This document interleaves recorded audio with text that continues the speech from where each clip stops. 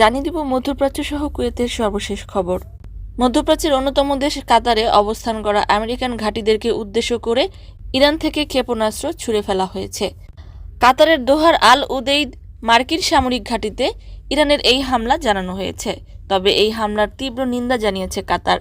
কাতারের পররাষ্ট্র মন্ত্রণালয়ের মুখপাত্র মাজেদ আল আনসারি এক বিবৃতিতে বলেছেন যে ইরানের বিপ্লবী গার্ডস ক্রপস কর্তৃক আল উদেইদ বিমান ঘাঁটিতে হামলার তীব্র নিন্দা জানাচ্ছি এবং এই হামলা কাতারের সার্বভৌমত্ব, আকাশসীমা এবং আন্তর্জাতিক আইনের সুস্পষ্ট লঙ্ঘন বলে মনে করছি। অন্যদিকে এই মুহূর্তে ব্রেকিং নিউজ হলো, মধ্যপ্রাচ্যের অন্যতম দেশ বাহরাইনে জরুরি যুদ্ধের সাইরেন বাজানো হচ্ছে এবং এই মুহূর্তে সকল ধরনের ফ্লাইট আপাতত সাময়িক বন্ধ করে দেওয়া হয়েছে। বাহরাইনের স্থানীয় জনগণকে নিরাপদ স্থানে অবস্থান করতে বলা হয়েছে। তবে কুয়েত সরকার থেকে প্রকাশ করে বলা হয়েছে যে এখনও পর্যন্ত কুয়েতে এ ধরনের কোনো হামলা ঘটেনি। তবে জরুরি অবস্থার জন্য